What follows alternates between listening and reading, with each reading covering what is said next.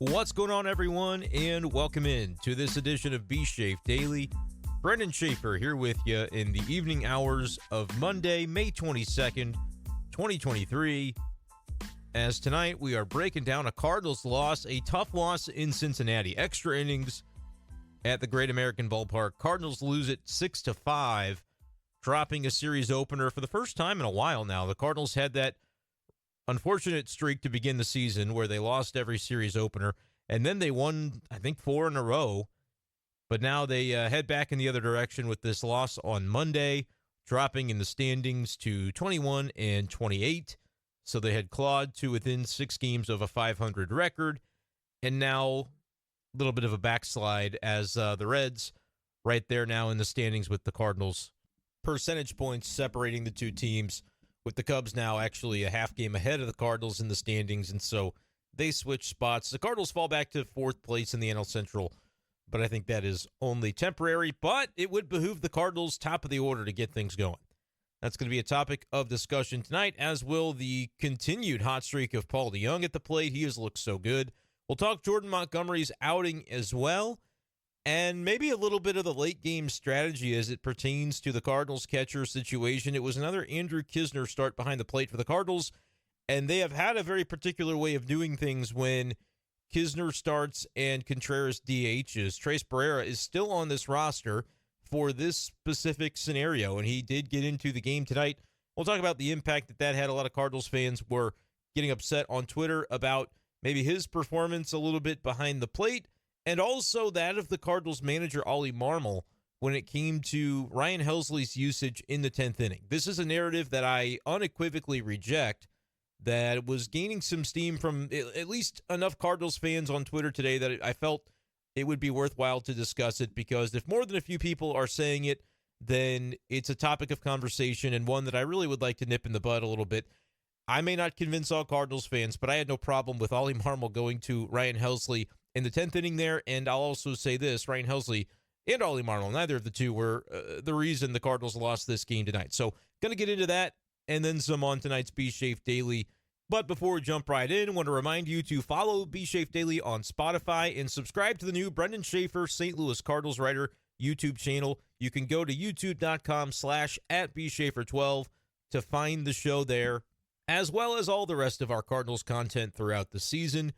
Really hoping to get to that 1,000 subscriber mark soon. We're at 825 as of this recording. And so if you're watching or listening on YouTube, appreciate you for being here. Would love to have you subscribe to the channel. Click the like button on this video so that we can continue to reach more Cardinals fans as we build this thing up. I put it out on Twitter tonight asking whether people wanted a live video, the stream that we have done so often on B-Schaeff Daily Live, or pre-recorded. And the pre-recorded actually won the poll, so maybe everybody on a Monday feeling just like going to bed and having me be the only person that has to stay up late to make this podcast happen, which I have no problem with. Sometimes those live videos get me a little bit, but at B-Schaeffer12 on Twitter, you can always let me know what type of content you appreciate the most on this YouTube channel and on the Spotify for B-Schaeff Daily, Apple Podcasts, and the like. I won't always be able to please everybody, but I think by the time the end of this season arrives, I will come to a conclusion on sort of the way to mix and match and make sure everybody's getting a little bit of what they appreciate the most. Some people like having the podcast to wake up to in the morning, but when I do a live video of the podcast, it ends up being an hour and 45 minutes long. It can tend to drag on a little bit at times, and that honestly is a strain on my voice when I do it that way as well. The weekend break when I went to Kansas City for the anniversary was a nice break for that a little bit. We will get back into the lives, but I think we might have to fine-tune them a little bit more so that they don't go just so long. I've had people tell me, yeah, it's a little bit of a drag when it's that lengthy of a podcast. I enjoy it, but I just don't have time for it in my schedule. So at B-Schaeffer12, I'm really asking each and every one of you B-Schaeff Daily listeners to let me know what you like and what you think we could do a little bit better. But happy to get into the Cardinals contest tonight as we talk about a 6-5 loss. But before we do that, I do want to make sure we touch on this. We found out on Monday that the baseball world has lost a titan of the industry. Rick Hummel, longtime Cardinals writer for the St. Louis Post-Dispatch, died in his sleep early Saturday morning. Wonderful obituary written by Derek Gould of the St. Louis Post-Dispatch. It was posted on stltoday.com. I recommend everybody go and check that out. If you're a Cardinals fan, there's no doubt you read Rick Hummel at one point or another throughout your Cardinals fandom. He has been an institution in St. Louis and around Cardinals baseball for 50-plus years. Spent 50 years at the Post-Dispatch covering 51 different Cardinals baseball seasons. Talk about 3 World Series championships, 7 National League pennants, 11 different managers, I believe was the number since Rick Hummel showed up at the Post-Dispatch in the early 70s, and was just a wonderful man, the nicest guy you could ever hope to meet, and so welcoming, too, to people like me, kind of coming up in this profession. When Rick Hummel is on the tail end of his career, the commish was always so wonderful to folks like me. Always had time for everybody and never made anybody feel small. That's a comment that I've seen time and time again from the folks remembering Rick today, and it couldn't be more true. He never did. He had time for you. There were always lessons to be learned and just incredible stories to be told by him and to be listened to by you. I don't know if there's anybody around that had just the wealth of experiences that Rick Hummel has had, the things he has seen and done in the sports world. I think have got to be pretty well unmatched. The different people that he knew and rubbed shoulders with, and I mean, I'm not just talking baseball. He had just some stories that you wouldn't even believe about Muhammad Ali and greats from other sports. 50 years in the sports writing biz. He had the respect of everybody. Was a Hall of Famer, won the Excellence Award from the BBWAA in 2006, which got him enshrined into Cooperstown. So he is in the Hall of Fame, the Baseball Hall of Fame. But for all of the great things he did as a journalist and as a sports writer, when you hear people say he was an even better person and a better human, that was true in my experience as well. It was a pleasure to get to know Rick, the Commish Hummel, in the somewhat limited experience I had with him compared to others and those who have known him for decades and decades. I just showed up in the St. Louis sports writing scene in 2016 after I graduated from Mizzou. But in that time, I got to watch Rick Hummel up close in him going about his business day to day and doing his job that he's done for decades and decades. So he's going to be missed for sure. It's just crazy to think about the fact that he retired at the end of the 2022 season. And it really is a shame that he ended up getting this illness and is not going to be able to enjoy a long, long retirement. But if we're being honest, I don't think he would have really been retired in the sense of the way we think about retirement. Most people do, because he was at the ballpark this year. He went to spring training, covering it for various outlets, retired from the Post-Dispatch, but was still writing about baseball. Just earlier this season when the Cardinals hosted the Toronto Blue Jays, I think that was the first series of the year. I'll remember that one of those weekend games, it wasn't the opening day game, but one of the later ones, they're playing the instrumental for O Canada to honor, the Blue Jays. They do both the national anthem for America and for Canada when they play Toronto. And there's Rick Hummel just singing it like nobody's listening in the press box, just absolutely going for it to give his rendition of O Canada for the press box there.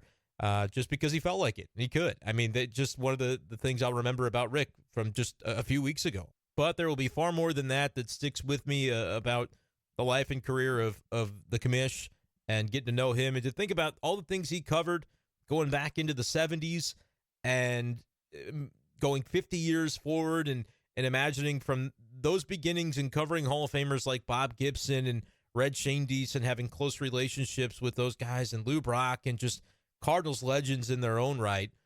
Rick Hummel, the Commish, was there for so much of this, and it's just kind of amazing to think about. And then you flash forward to, I remember back in like 2021, after COVID has gone on, and we're up in the watchtower there at the Cardinals complex in Jupiter, Florida.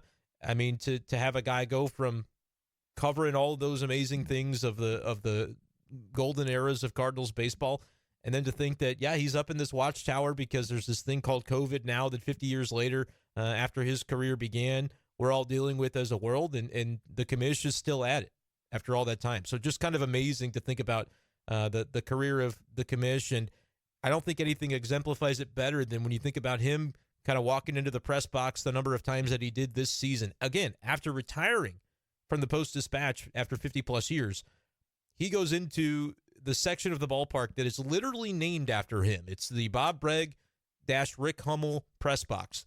He's got his name on the building, but he's still showing up to work after being retired. That just shows you how much he craved it and loved the game of baseball and just wanted to continue to be a part of it and would have been to the very end. It feels like today the end for Rick Hummel came sooner than it should have. He's somebody that's going to be missed universally, and I just feel lucky to have gotten to know him a little bit. So thinking about those at the Post-Dispatch who really knew and worked with him as coworkers on a day-to-day basis, and his family and friends around the game of baseball. Rick Hummel, the commish, was 77, and he sure will be missed by those who knew him, those who loved him, and those who read him. I thought Ben Fred of the Post-Dispatch had as well some really lovely things that he wrote for STL today about Rick Hummel after his passing. And one of the things I thought was interesting that he included in there was a recent text exchange between the commish and Ben Fred, where Commish had said, well, I was one of the only ones. I was the only one, I think he said, in Paulie's corner, talking about the resurgence of Paul DeJong. And I thought it was so fitting that Paul DeJong ends up hitting the big home run today and came up with another big hit later on in the Cardinals' loss in Cincinnati tonight. Fitting little tribute there by DeJong, who, Commish was a guy in Paul DeJong's corner and believing that the resurgence could be real. Seems to be the case, at least right now. We could talk about the positives that Paul DeJong provided for the Cardinals in this game. He continues to be a force offensively. The problem was he can't do it on his own. And don't look now, but the last couple of nights for the Cardinals, the top of the batting order has really struggled. Really struggled. I think we might have talked about it a little bit last night, but the first three in the order last night, talking about Sunday's game for the Cardinals, were 0 for 14. And tonight it was even worse when you look at the first four batters in the order, a combined 0 for 17. Now, they did, between the four of them, come up with 4 bases on balls. They got 4 walks. But Edman, Goldschmidt, Contreras, and Arenado were 1 through 4 in this order, a combined 0 for 17, 4 walks, and 7 strikeouts. And I just thought the top of the order kind of set the pace a little bit tonight for the Cardinals, even though they end up scoring 5 runs, and even though guys like Paul DeJong toward the bottom of the order will come away from this one with some very impressive line scores, a 2 for 5 outing, scoring a run on the homer and having 4 runs driven in.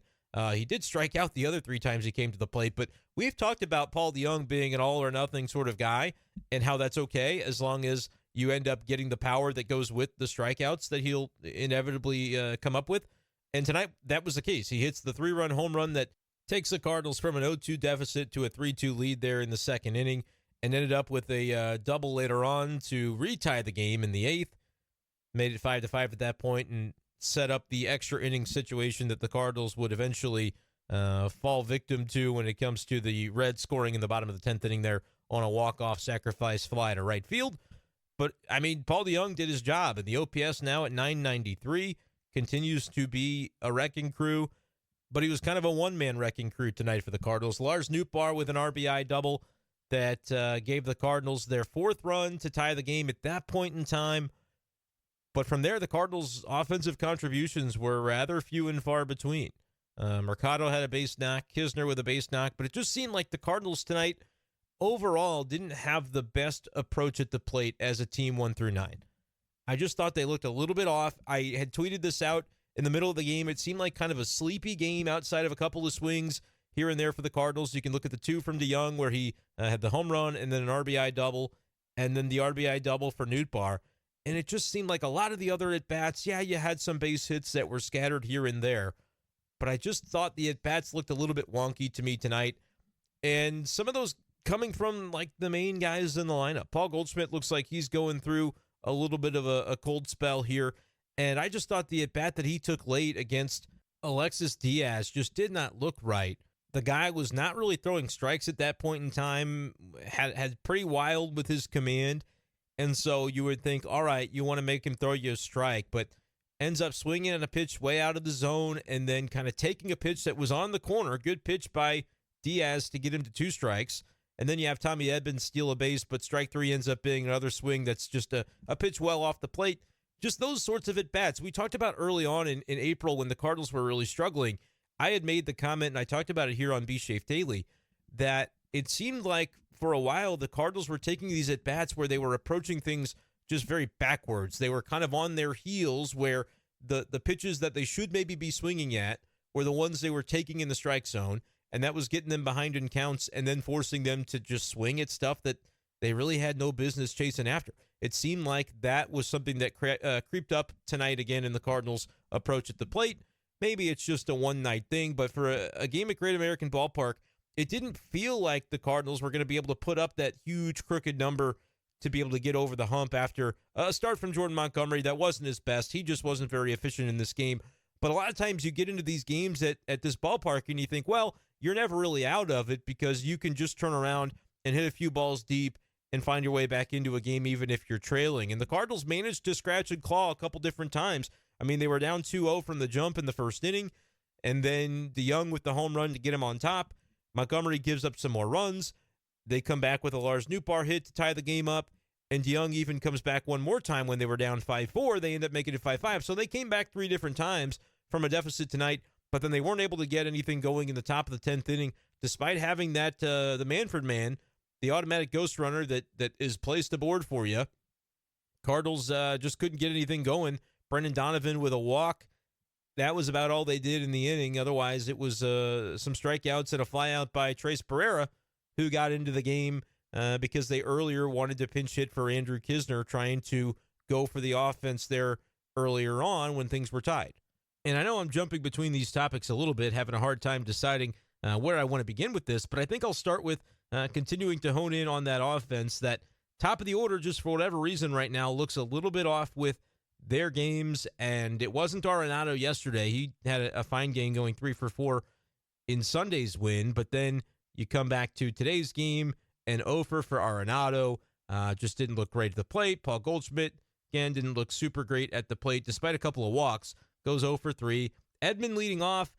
Yeah, I get it's against a lefty, but I just wonder if they might benefit from keeping Edman down in the 9-hole, even against lefties. Because he seemed to, or not even if it's the 9-hole, but 7, 8, 9, he's done a nice job down in the batting order. And recently it seems like has not been as successful in that leadoff spot. But I'm not 100% sure that you can necessarily make super bold declarations about what that means. It's just didn't have a great night tonight despite being in there at the leadoff spot against the lefty. Contreras has struggled as well. The OPS now has dipped all the way down to 714. They had Contreras in the lineup tonight as the DH with Kisner catching, but his offense has sort of come and gone. He's had the big games for the Cardinals, but day-to-day has not been super strong recently for Contreras. And even Arenado with the 0 for 5 today and the 3 strikeouts, he really struggled at the plate for the Cardinals. I don't think there's any huge declaration to be made about this, like I said, but do want to mention it, that's really 2 nights in a row. You just didn't notice it on Sunday with the 0 for 14, I think it was, from the top 3 guys in the order, because the Cardinals were able to come up with a huge win and win 10-5. The bottom of the order really came through for St. Louis in that last game of the Dodgers series, but not so the case tonight as the Cardinals lose it 6-5. They got themselves in a bit of a hole. We'll talk about Montgomery here real quick, and then I want to get into still the whole Tres Barrera situation and what we think about still having that third catcher on the roster. And then Ryan Helsley, what I thought of his night. Those two things sort of collide into one topic almost when you consider one of the key pitches that happened there in the bottom of the 10th inning. But Jordan Montgomery, I thought, was just not himself today. He had some situations where he wasn't helped out by the umpire. I don't think the umpire scorecard is going to be ultimately very friendly to tonight's home plate umpire. Had one there, and I think it was the 5th inning that would have had him out of the inning, but just another bad call on a pitch that was in the strike zone, and it just, I don't know what the umpire was looking for, but Monty doesn't get the call, and then he ends up extending. It may have been the 5th, I forget which inning offhand, but it was the inning where Matt McLean had like a 12 or 13 pitch at bat. It just really, the efficiency was not something that was easy to come by tonight for Montgomery, who only threw 88 pitches, but he only threw 4 innings, and gives up 4 runs, all of them earned, 7 hits, 3 walks, and a home run in this game that he gave up to Steer of Cincinnati. That was one of the ones to put the Reds ahead earlier on in this game after DeJong's home run had given the Cardinals the lead. Yeah, a little bit of a back-and-forth game like you expect at Great American Ballpark, but it didn't help that in that ballpark you had Montgomery just not really sharp with his command, and then you have 1 or 2 instances where an umpire squeezes you, and from there it's like, man, it feels like you can't win. And remember, he's a guy that last week said, well, he was pissed off because the Cardinals didn't win his start, and he really didn't pitch all that poorly, just a couple of pitches get away from you. But this start, I would say he really didn't pitch well, and that was reflected in the box score. I think the game that you see there with the 4 innings, the 4 runs on 10 base runners, and the 4 strikeouts with a homer allowed is essentially what Jordan Montgomery put out there tonight. 88 pitches, 57 strikes. So it's not like he was throwing half his pitches for balls, but just in counts and situations where he needed to bear down with 2 strikes, I didn't think the execution was quite there for him. I'm sure he would have agreed with that. I didn't see his comments post-game, only watched what they put on Bally for Oli Marmol. But Montgomery only going 4 innings, it puts you behind the 8 ball if you're the Cardinals, especially continuing in this string of days where you don't have off days coming up. They don't have one until June 1st, which then they very strangely get 2 consecutive off days in a non-All-Star break situation. I honestly cannot tell you the last time that's happened. I don't remember it ever happening. I'm sure some baseball historian could tell me, yeah, here's where it is, and they'll be able to look that up. But I just was very surprised to see that on the schedule after the 2-game series against the Royals on Memorial Day and the Tuesday that follows. The Cardinals will have 2 off days, but they don't have any until then, and they still have that 6-man rotation thing going on. Yes, Matthew Liberatore was used as a reliever yesterday because of the situation with the bullpen and the fact that you don't have as many relievers out there as you normally do when Libby is sort of acting as that 6th starter. And the Cardinals will end up having him pitch somewhere on this road trip. That appearance, again, as we talked about last night, on Sunday did not preclude him from getting into a starting action later on, probably in the Cleveland series. I don't know if that's been announced yet by the Cardinals, but not going to get into the order of operations there. I do believe it's Adam Wainwright on the mound for the Cardinals on Tuesday, with Matz and Miles Michaelis to follow up, wrapping the series on Thursday in Cincinnati. And Michaelis is going to be taking on Luke Weaver, former Cardinal, that the Cardinals have not really seen in a while, so that'll be interesting to see there. But I assume that leaves Liberatore for the Cleveland series over the weekend. But when you have those situations going on, in your Jordan Montgomery, it's hard to say he's the ace of the staff, right? I mean, his ERA now is up to 4.55. We know that universally the Cardinals' rotation has struggled. But when you're Montgomery and you're a guy that was brought in when they traded for him, when they gave up Harrison Bader to do it, who's off to a great start to the Yankees season this year, they need him to give innings. They need 6 or 7 out of Montgomery pretty much every time he goes out there.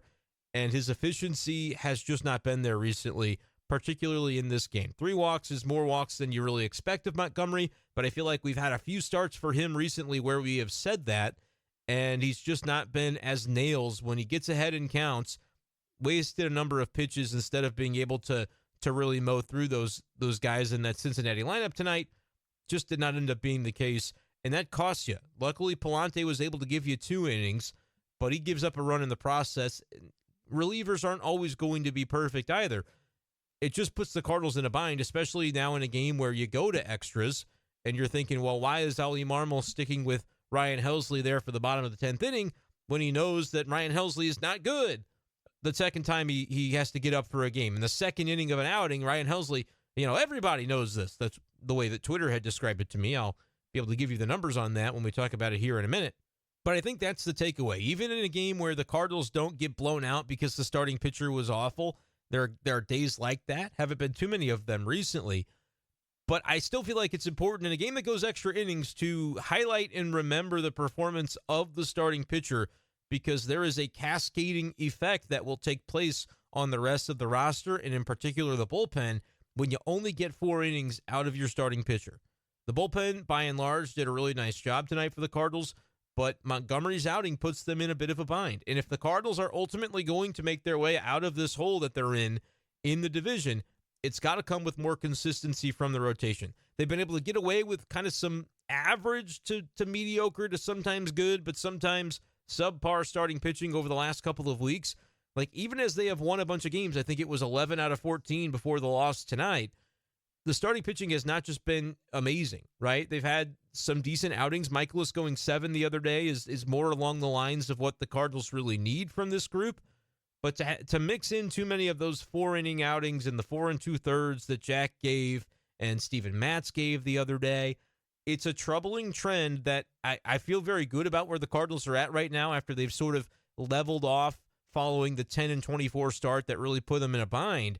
I feel like they're in a much better place now. But we shouldn't fool ourselves into believing that it couldn't just as easily slide back into a very dangerous and precarious position when you look at the standings if the starting pitching doesn't more consistently bring those 5+, 6, 7 inning outings to the table like the Cardinals bullpen really needs them to do. It's really about the relief pitching more than anything else, because you can't reasonably expect, especially in these long stretches where there are no days off, the relievers should just be able to get up every day and come in and be ready to pitch. The Cardinals today used Andre Pallante for 2 innings. They used Jordan Hicks, who looked fantastic, Gallegos, who looked excellent, and Ryan Helsley, who was great for his first inning, and we'll talk about the 10th. But they used pretty much all the prime guys from the right side of the bullpen, and they didn't get anything to show for it. Like, the Cardinals lost this game, and they still burned some of these relievers that are now not going to be available for the days ahead. I feel like Ryan Helsley throwing 23 pitches, we'll see, but if you give him an up-down and getting back up, I feel like that's going to take him out of action for Tuesday. Gallegos usually can bounce back pretty quickly. Only 16 pitches tonight. Hicks threw 15. And so we'll see what it looks like for either of those guys. I imagine you won't see Pallante after 30 pitches, but stranger things have happened. The point is, you put them in a bind. You really go for it by using your best guys in a game where you're down by one, and then you tie it up, and ultimately you still can't get the win. That hurts, and that's a decision that could have some ramifications down the road. I thought Oli managed the game aggressively like he needs to do. Like, he's a team where he's managing a team that's 21-27 coming into this game and needs to try to make its way back to 500 as quickly as possible.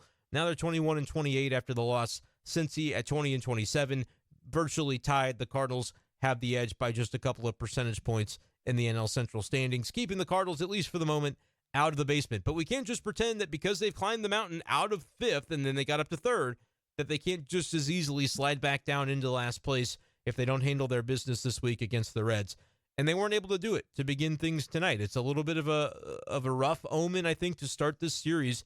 The fact that you went and scrapped for 10 innings and you used up a lot of energy from that bullpen to be able to hang in that game late, and then we're not able to overcome it. And that's why when I look at the reason the Cardinals lost this game, yes, I wanted to make sure I started with Montgomery and the fact that, well, we can demonstrate how much more difficult you make life on your team if you don't go deep as a starting pitcher. The bullpen did a very fine job tonight, but it wasn't enough as the Cardinals couldn't overcome that short start by Montgomery. But what else they couldn't overcome was the other thing we talked about, and that was the offensive performance by this team, especially the guys at the top of the order. If you take away Paul DeJong and a couple guys here and there, Lars Nootbaar didn't start this game, but had a nice performance going 1 for 2 with a walk. When he did get into it, he took the spot of Juan Yepes, who did his job, 2 at-bats, got on base twice with a hit and a walk.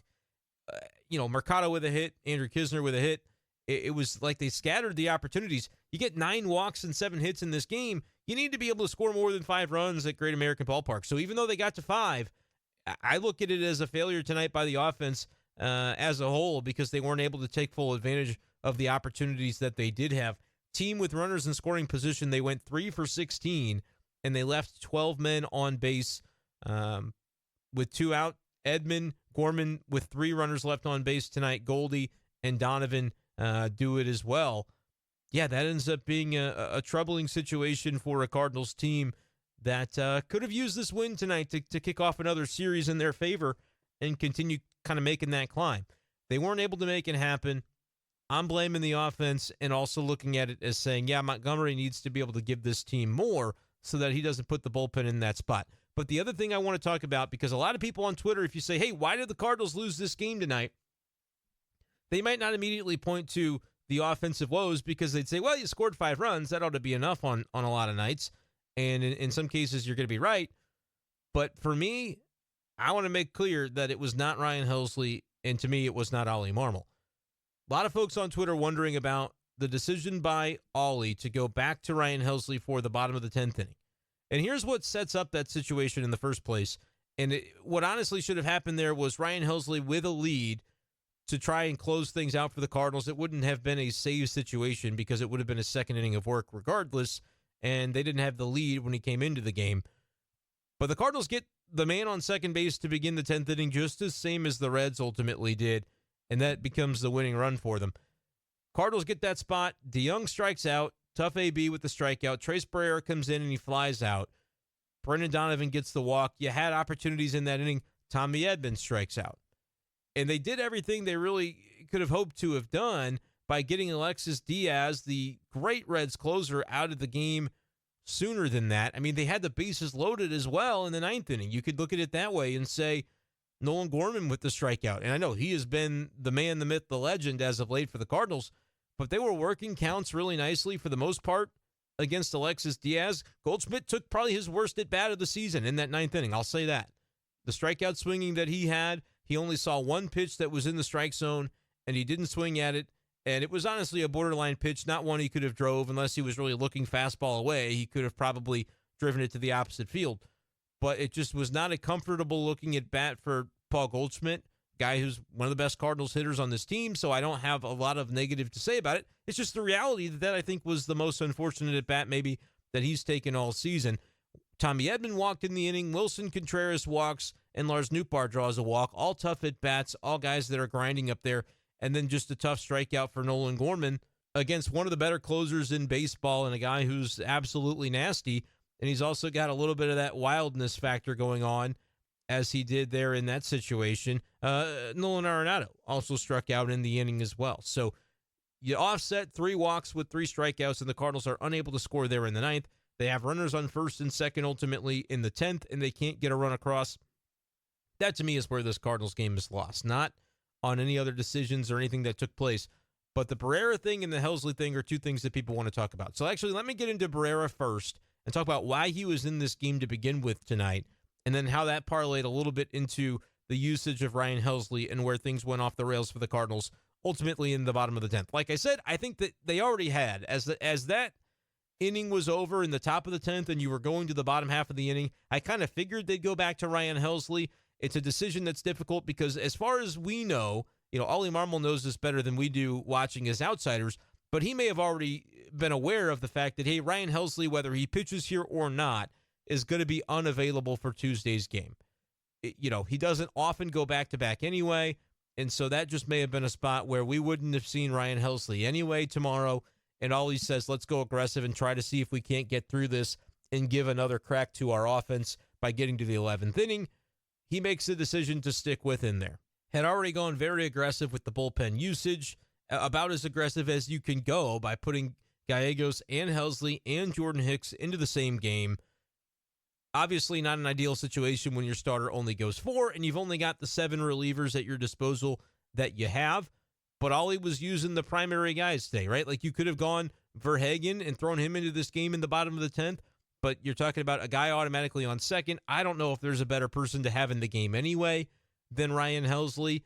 And if you burn Verhagen and still don't win the game, then it's like, wow, you've used basically your entire bullpen, didn't win, and now that puts yourself in a really rough situation for Tuesday, which honestly they're already going to be in. And so I don't have any issue with going to Helsley there, but I want to talk about Barrera and then how those two coincided for the wild pitch situation that came up in the bottom of the 10th, and whether Ryan Helsley actually has this track record of he can't come back out for the second inning of work. Oli Marmol should know this and shouldn't have put him in that spot to begin with.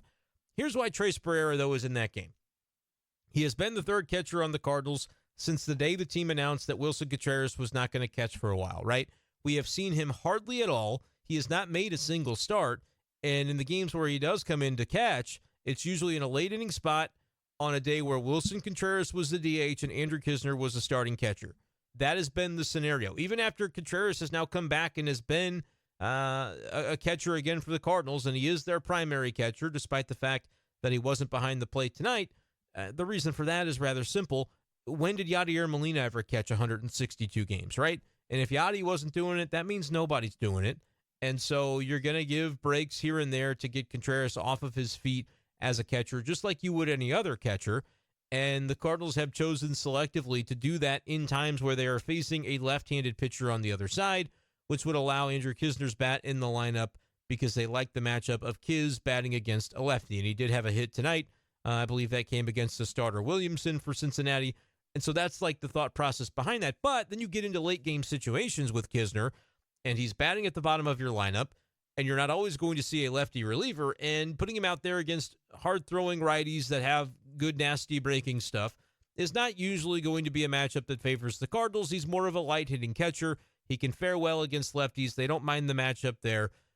But in some of those situations, you're very frequently, honestly, going to have a left-handed swinging bat off your bench that you feel much better about the matchup with when it comes to facing a tough righty. Have a lefty bat instead of Andrew Knizner. Makes a lot of sense from a strategic standpoint. But what would happen then on these days where Kisner starts and Contreras is the DH is that you'd need somebody then to fill in behind the plate after the pinch hitting scenario for Kisner takes place. And if it's Wilson Contreras, you have now burned the designated hitter and ultimately would need to have a pitcher pinch hit, have something take place. I assume you are allowed legally to still have a pitcher pinch hit, even though those guys don't bat anymore for themselves. If your bench is empty in an extra inning game, I don't know what else you're to do. So that would be the situation if you basically put Contreras behind the plate. He began the game as the DH. Now the DH is gone, and so whoever's in that 9 spot, that guy doesn't exist. That's essentially the pitcher that would be in that spot for the Cardinals and would then therefore have to come into bat, or you pinch hit or whatever you do if you've got somebody left on the bench. Rather than put themselves in that situation, the Cardinals have Tres Barrera. They don't have to burn the DH with going Contreras behind the plate. They can give him a full day off behind the plate, which is kind of the point a lot of times of him being in the DH spot to begin with, to get him off his feet for those defensive opportunities. And you have Barrera, who is a catcher, go behind the plate and catch the end of the game. But in these types of games, like you saw Monday, I think it's gotten maybe to the point where the Cardinals should reconsider this strategy.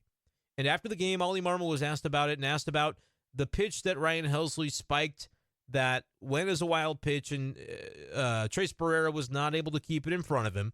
And so the Manfred man, the automatic base runner, got to advance from second base to third base, putting him just 90 feet away from scoring that winning run, which is ultimately what happened on the sacrifice fly that ended the game. In the 10th inning, Ryan Helsley walked the batter and gave up a flyout. That is all that happened in the 10th inning. For those who say, Ollie should know that he can't pitch a second inning in a game, it always goes to hell in a handbasket when he does that. That's the reality of the evening for Ryan Helsley in the 10th. He had a really good 9th inning, looked really sharp, sat down, came back out for the 10th. He walked Tyler Stevenson, and then he gives up a sacrifice fly that ends the game.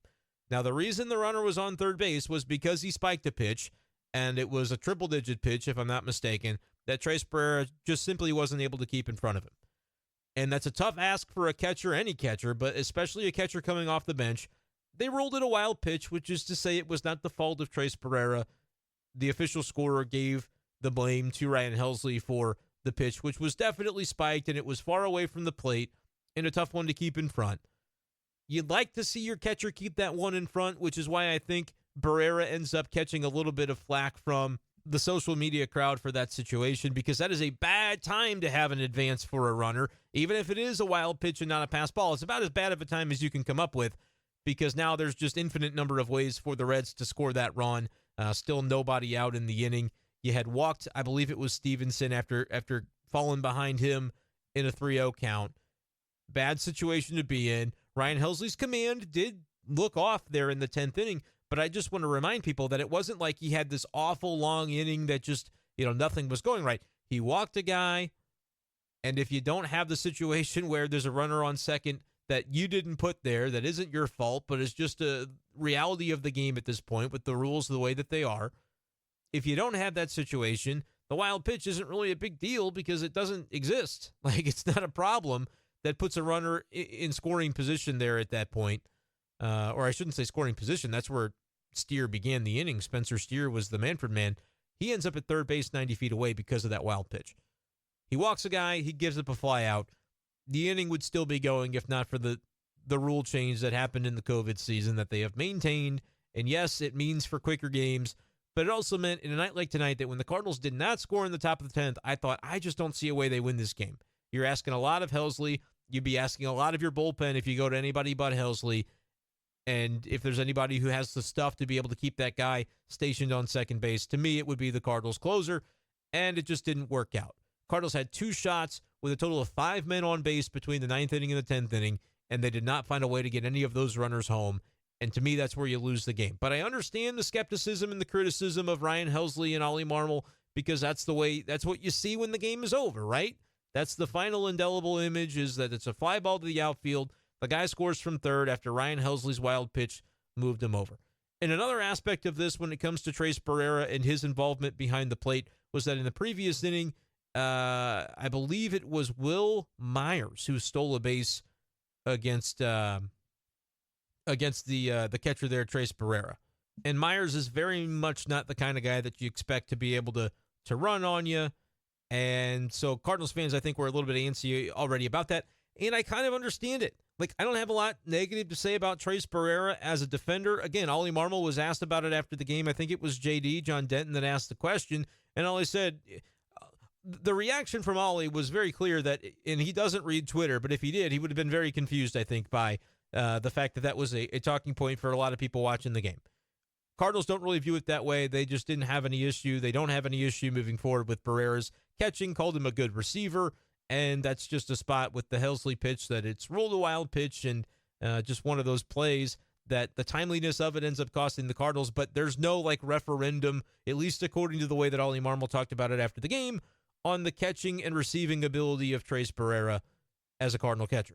But even if he isn't a liability behind the plate, which I think the Cardinals clearly don't believe that he is, or he wouldn't be here. But even if he's just fine, I don't think he's excellent, but even if he's just fine and happened to have had a bad day, I want to break it down a little bit further and kind of discuss the strategy of what that decision process ends up being, because this is something that happens, I would say, multiple times per week. Because if Contreras is going to catch 4 or 5 games a week, Kisner's going to catch the other 2, and then you're going to probably have a late game situation where they are going to be compelled to pinch hit for Andrew Knizner. And I think all of those things I'm fine with. Like, I get that you want to have your catcher DH because he's an $87.5 million bat that you brought in, not only because he can fill a hole behind the plate for you, but because of what he's supposed to be able to bring to your lineup. And so on days where he doesn't catch, if he feels up to it to bat, you want him in there as the DH. And yes, it creates some complications for your roster, but that's just the reality of the decision the Cardinals made when they signed Contreras. They knew he wasn't going to catch 160 games a year, and they were going to want to have his at-bat available to the team at other points when he is going to be on the bench defensively. But what I think is most interesting about this is when you look at the saga the Cardinals went through with Contreras, benching him from behind the plate, because he needed to be on the same page with his pitchers. He needed to be better in his ability to call a game for them.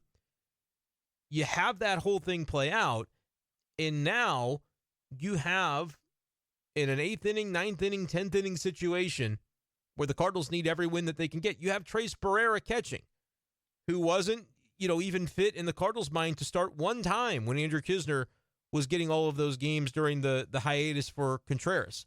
Knizner started every game. Unless I missed one and fell into a black hole, they never did start Tres Barrera. They gave Kiz every single opportunity there. And so that's not to say they don't trust Barrera, but it's like he's very clearly the break glass in case of emergency catcher.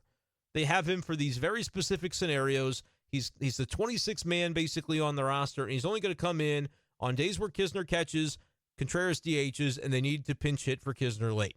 But my thing is, that 8-9 spot in the lineup, whatever it would be, I think it was Knizner batting 9th today, I assume, because that's been basically the way that it's been. But I want to double check so I don't speak out of turn on this one and give you false information. Yeah, it was Knizner that was batting 9th in the Cardinals lineup. And so when Brendan Donovan ends up batting for him, all right, that's when you have to make the switch, and we see Contreras just remain the DH, but Barrera come into the game, and because you had multiple pinch hitters in that inning, with Burleson taking the spot of Oscar Mercado, because the Cardinals, after Paul DeJong tied it, were really trying to get ahead and not have this game go into extra innings. And there are times where Oli Marmol, you can tell if you look at the way things are being approached, they are managing to win the game now because they believe that's their best opportunity to do it. And they don't ultimately think that an extra inning game is going to suit them particularly well. And so they go aggressive. They basically empty their bench.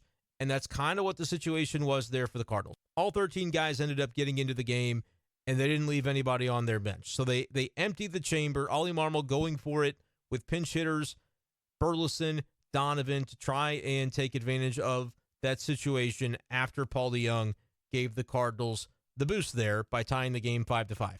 Didn't end up working out. They weren't able to bring the runners home there in the 8th. They weren't able to bring anyone home in the 9th when they loaded the bases, and same thing when they had 1st and 2nd in the 10th.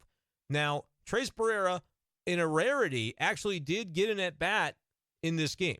Normally, when he comes in late as a defensive replacement, he might just catch an inning or two and wouldn't be scheduled to come up to bat for another whole time through the lineup. In this case, he actually ended up batting in, according to the box score, I think this is right, because his at-bat ends up preceding Donovan's at-bat. They actually had Barrera's spot come up one time sooner in the order because of how aggressively they approached it. Donovan ends up taking over the 9 hole and Barrera the 8 spot, which was originally occupied by Mercado. And so in that spot, they don't have anybody that they can turn around and bring into the game.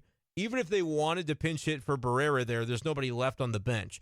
But my point would be, if you just decided, hey, Wilson Contreras is going to catch this game because we believe defensively he's the guy we paid $87.5 million to, and if we're doing all of these other things aggressively to try to win this game, we're aggressively going to put the best, most capable catcher that we have available at our disposal behind the plate for the final 2-3 innings, whatever it ends up taking, to try and win this game.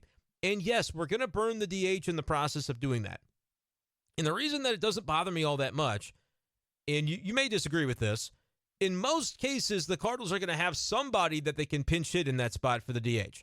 Because, again, if you burn the DH, now it's the pitcher's spot, and under any other circumstance, that would have been in the 9 hole. But, again, because they pinch hit both Burleson and then Donovan there in the 8th inning, the catcher spot ended up being the 8 spot, and so that's where Barrera ended up being, and he hit. But normally you'd have that in the 9 hole if that's where Knizner begins, and it would take a whole entire trip through the batting order to be able to get back to that spot. And so if you were just to say we're going to give up voluntarily the DH, which would really go well on Twitter and people would lose their collective minds, but comparing it to what they ended up doing, which is, in my opinion, putting a catcher behind the plate that has not been in the action, obviously, major league caliber, the Cardinals believe, but as a guy that has not had all that much experience with this pitching staff. If that was a thing for Wilson Contreras, I don't know why it would still not be a thing for Tres Barrera, who has just been a reserve guy and had not been around in the major leagues with the Cardinals before this season. But they're going to put him into the most high-pressure leverage situation of the game behind the plate defensively, and he ends up not being able to handle that pitch from Helsley, which, again, is not to say that Contreras would have or even that Andrew Knizner would have, but it is the situation that he allowed that base runner, Will Myers, to steal second in the earlier inning, and then in the 10th ends up allowing that base runner to go from second to third on the Ryan Helsley wild pitch, which, again, was not a pass ball. It was charged to Helsley, and a lot of people commented on Twitter and said, well, what was he supposed to do about that? That was triple digits, nowhere near where he expected it to be, where the target was being set. That was just an overcooked pitch by Ryan Helsley that he needs to get closer to the intended target, and that's who you fault for that pitch, which I could totally understand. But my point is that especially in a situation where you do have somebody left on your bench, which tonight I acknowledge that the Cardinals did not because they had burned Burleson, but in a situation where you do, I would rather just let the lineup turn over, have the catcher that you paid $87.5 million to be the guy behind the plate, catch the remainder of the game, and then if by some unfortunate circumstance you do get to Barrera's spot again in this game, what would have been Barrera's spot, but it's now the pitcher because we've said Barrera's not here and is not coming into this game, then you would just pinch hit somebody else. Or even in that spot, by the way, you could do this. I'm talking myself into it even more now because I kind of forgot this aspect of it. You could pinch hit Tres Barrera in that spot if you had to. He wouldn't come into the game as the catcher, but you would still have the exact same guy bat, but you would have had Contreras there instead. The burning the DH, especially that late in a game, unless you go 13, 14 innings, is not at all going to be a problem. It wouldn't have been. If the Cardinals would not have considered Barrera, they would have pinch hit just the same as they did with Burleson batting in the 8 spot for Mercado and then Brendan Donovan batting in the 9 spot for Knizner. They could have put that 9 spot as the pitcher that would have come in. Like Ryan Helsley would have been in the lineup in that spot in the 9 hole. And if by some chance that spot should come up, which it ultimately did in the form of Brendan Donovan. So I guess I should correct that. If they want to go Burleson, Donovan, and Burleson is the guy that they're removing, that then would have to be the pitcher spot. So it would be the 8 spot, the same as it ended up being when Barrera flied out to center in the 10th inning tonight for the Cardinals in the one at bat that he did get. So that part would remain constant. But if that were the way that it was going to be, you would just be able to bat Barrera there if you wanted. Now, I recognize, too, you'd lose Ryan Helsley. You would actually have to bring in Verhagen or another pitcher there as we sort of think through all the machinations of this. And that may be the spot where Oli Marmol would disagree with this line of thinking. Actually, he might disagree with the entire thing because the premise is that Barrera is an inferior catcher compared to what you'd get from Kisner or Contreras behind the plate. And the Cardinals clearly trust Barrera to be in these situations, even though folks on Twitter maybe don't. And so the whole thing would probably be considered ridiculous by the Cardinals manager, and that might be completely fair. We're getting pretty deep down the rabbit hole here when you talk about, we're going to voluntarily give up the DH. I admit we're far down the rabbit hole, but I think it's kind of an interesting conversation there. For folks who didn't think Ryan Helsley should be in for a second inning anyway, which I do disagree with those folks, so I'm going to kind of play this on both sides of it. But we also don't have to live in the world where the Cardinals would consider giving up the DH, because it's clear that this was not a thought process for them. But my whole thing is, if you do give up the DH and you want to have the same exact guy that would have been batting there, you could have still had Tres Barrera bat in the 10th inning, same result. Obviously, you're not going to let Ryan Helsley bat for himself. And so I understand that if you don't want to go to another pitcher there for the bottom of the 10th inning, this all becomes kind of a non-starter, because you're not going to have the potential go-ahead run on base by the Manfred man and have a pitcher batting in that spot, even if it is a pitcher like Steven Matz or Adam Wainwright that I would have thought, they could come in to take an at-bat. You're just not going to do anything like that, and they wanted to have Helsley go in for that second inning. But all of this is down-the-road galaxy brain stuff. For me, just wondering if Tres Barrera in his position on the roster makes sense for the Cardinals at this point in time. If he wasn't around, you'd have another position player there that could have taken that at-bat. And so when you burn the DH, it wouldn't necessarily be the end of the world, because odds are that spot in the order is not going to come up twice. And if it does come up once, as long as you've got a guy on the bench that can take that at bat, all it really means is you're pinch hitting for the pitcher and you've got to bring another pitcher in. A lot of different ways that could have gone. The Cardinals seem to believe that Tres Barrera is a good enough defender to have this still be a worthwhile way to treat the situations where Kisner catches and Contreras DHs. I don't really think it's necessarily the case. It doesn't seem like an effective use of your roster to have three catchers, and it does happen a lot. Like when Kisner catches, this situation is almost guaranteed to come up, because if it's a close game, they're going to look to pinch hit for Andrew Kisner when he has to face a righty reliever and they've got good lefty bats off the bench. It does happen more often than you'd think, but even if it's 2 or 3 times a week, I don't think that's enough to justify it to have an entire spot on the roster in Barrera for it, when he may not be all that effective behind the plate anyway. I think he's probably fine and just happened to have maybe a subpar night. That's the way the Cardinals seem to view it. They may not even think he had a bad night, but Cardinals fans that were watching it certainly did. And from my perspective, I was a little disappointed to say, hey, if you're going to go through all this trouble to have this guy on the roster, he's at least got to be a stalwart defensively, because otherwise you're trusting the most important part of a close game to a catcher who you could basically say, all the things you accuse Wilson Contreras of being behind the plate, this guy is. If he's not as experienced with the pitchers and he's not as crisp defensively, why would you feel comfortable enough putting that kind of player behind the plate in the most clutch situations of the game, when you went a whole week and a half having Contreras not catch at all because you wanted to make sure he was a little bit sharper in those areas? I just think that's where it maybe doesn't add up completely for me. And again, where I may be off base is that the Cardinals think Barrera is a great catcher defensively, and so there's no issue there. I just think it's maybe a waste of a roster spot. And even if you had gone through the extreme length of burning the DH tonight in a world in which you did not have Barrera on the roster and instead you had, I don't know, pick anybody from Memphis, Luke and Baker, you'd have to do a 40-man spot for, but just any bat off the bench that would be able to step into that situation as kind of the final line of defense from a position player standpoint, could have batted there. And then you got to consider the Ryan Helsley situation and the fact that you would have to use another pitcher. But it just seems like we're going so deep down the rabbit hole for a situation that I don't know if the Cardinals are really maximizing their roster with the way it's set up with Tres Barrera. I know this was a little bit rambly and got a lot of different thoughts when we get into hypotheticals. And so if anybody had a little bit of hard time following exactly what I mean here, let me know at B-Schaefer12 on Twitter in a message, and we can kind of talk through it. But I think the main takeaway is the same thing that Cardinals fans are questioning. I am still wondering if Tres Barrera's position on the roster is being fully maximized when the Cardinals could maybe be going a different direction with that bench spot. Because, again, this is not like it's a situation that's never going to happen. Andrew Kisner is going to catch a decent amount. Contreras is going to often DH on those days, and so you'll be late game looking to have this spot.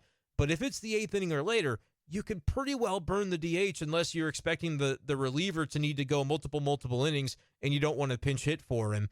I just feel like that might be a better way to go than to just move mountains to have an entire spot designated for a third catcher on this active roster. Now, here's the other part of this, though. You guys were upset about Ryan Helsley and the fact that he was pitching in the second inning of a game because the premise that a lot of people had was that everybody knows Ryan Helsley can't throw more than one inning. He starts to fall apart, and I can't believe that Oli Marmol would allow this to happen. It's just bananas. That's the premise.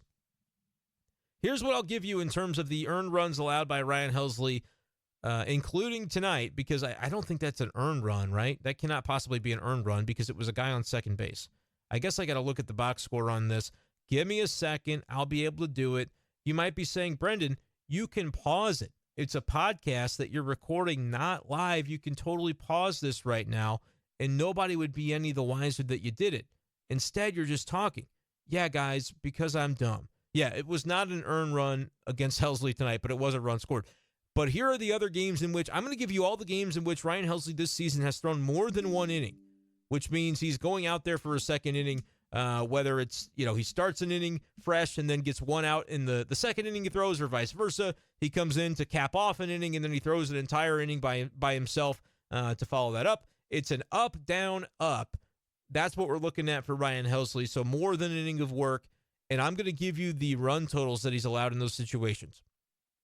Against Toronto on the 1st of April, inning and 2/3, no runs. Did allow a couple of hits, but no runs. 2 strikeouts. 4:15 against Pittsburgh, inning and a third, no runs. 4:23 against Seattle, inning and 2/3, no runs. 5-3 against Los Angeles Angels, inning and a third, no runs, no base runners. Chicago Cubs on the 8th of May, inning and a third, no runs, no base runners. The 12th of May against Boston, 2 innings, 4 strikeouts, no runs, no base runners, no nothing. The 17th against Milwaukee, inning and a third, no runs. So this whole thing about Ryan Helsley can't pitch for a second inning, I think is bananas. Yes, in some of those games, he allowed a walk here and there. He allowed a couple of base hits. That happens. Is he his absolute sharpest every time? Maybe not. But I think it stands to reason that the more you pitch, the more opportunities there would be for the opposition to get at you. But this whole thing about Ryan Helsley can't pitch in a second inning is ridiculous. It's one of the most ridiculous narratives that I think Cardinals fans convince themselves of, because they like to find the things that they think the manager has done wrong that they can blame him for and find a reason that the team loses a game.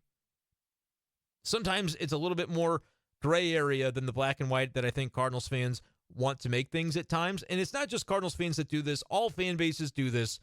But I'm a guy that covers the Cardinals, and so I interact with a lot of Cardinals fans, and I used to be one myself before this job. So I'm familiar with the topic at hand, let's say. But I just look at it and go, guys, Ryan Helsley is one of the best relievers in baseball. I know he's had maybe a little bit of an elevated whip, allowing some more base runners this year than you're used to seeing, but still a 3.38 ERA. And he's had some of those games where he's given up some base runners. But he's also had games where he's given up base runners that hasn't come in the second inning of a 2-inning outing, right? You could go up and down the list, and there's been a handful of those games as well. I don't think it is just exclusive to, if he goes in for a second inning, the Cardinals are doomed. Tonight, do I need to remind you, the runner was there automatically, folks. Ryan Helsley did not put Spencer Steer on second base. Rob Manfred did that. And Ryan Helsley, yes, he threw a wild pitch, but the results of the at-bats that he faced in that 10th inning, he walked a guy, and he gave up a fly ball out. That was it, and it ended the game. I understand that there was a game against Los Angeles over the weekend where he was charged with a couple of earned runs, and he did come into a second inning of work that doesn't get registered on the list I just rattled off because he didn't record an out in that second inning. And so, or whatever the case was, I can't remember if he only recorded 2 outs in the first inning that he pitched and then 1 out. 1.0 innings was ultimately all he came up with. And yes, in that outing against Los Angeles, it was a bit troublesome there as Gallegos had to come in and save the game. I believe that was on Saturday, and was able to do so. But I don't think you can look at that game on Saturday and then this game tonight against the Reds and say, well, clearly Helsley cannot pitch in a second inning. Because there was an example of it happening one time over the weekend, and then the Cardinals end up winning that game. And then it happening tonight where he may have had lesser command there in the second inning of work, but he also had to work around a situation where you're going to be more careful, I think, with Tyler Stevenson anyway, because you've got a guy on second base and first base is open, and so you may walk him to set up the double play potentially as it is, right? So, like, those are things that you're thinking about. I'm not going to give Ryan Helsley all the credit that was an intentional walk to Stevenson because, again, the wild pitch was problematic, and it is something that ends up hurting the Cardinals pretty substantially there.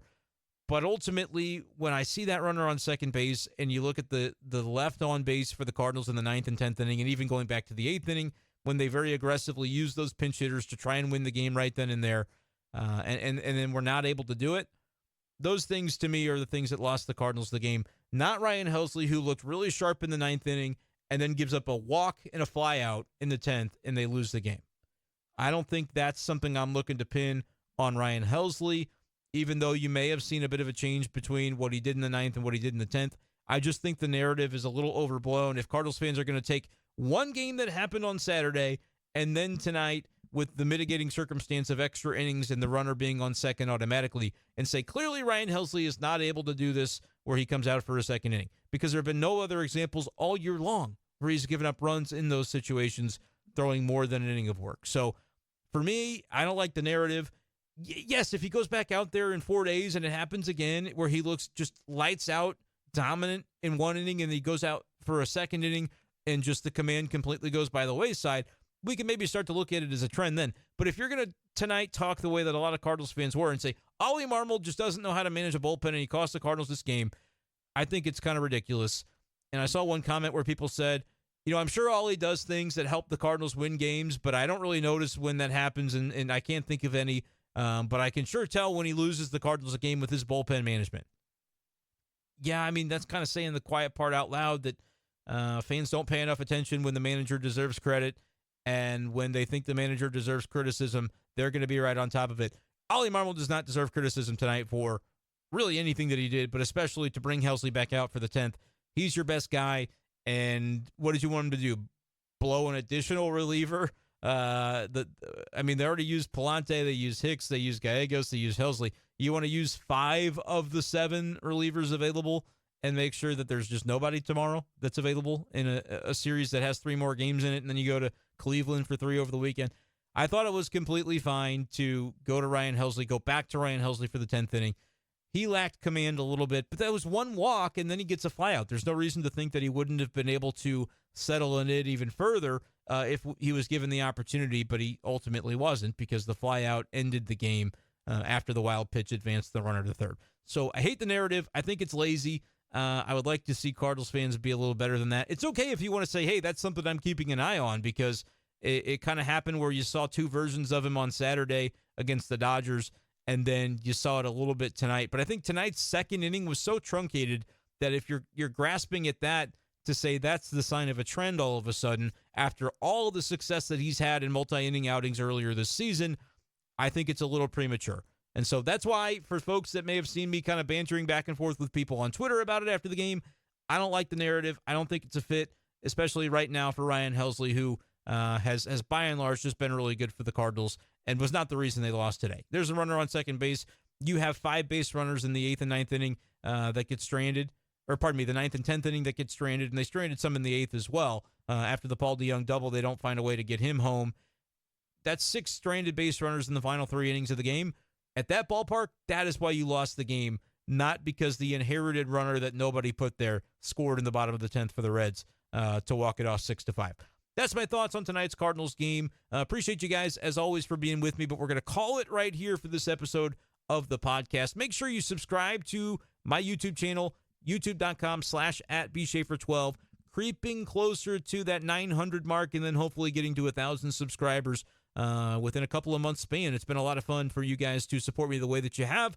Would love you to continue doing so by subscribing over on YouTube and liking the content every time you see it pop up. Even if you don't want to watch the video, click on it and give it a quick like. Helps me out more than you can understand. And then make sure you're following along on Spotify and Apple Podcasts as well if you want just the audio-only podcast version of B-Schaeff Daily. We'll get back to it with some live videos here coming up later this week, but appreciate you guys for tuning in to this recorded, good old-fashioned episode of the show. That is going to do it for this edition, and we'll talk to you next time on B-Schaeff Daily. Peace.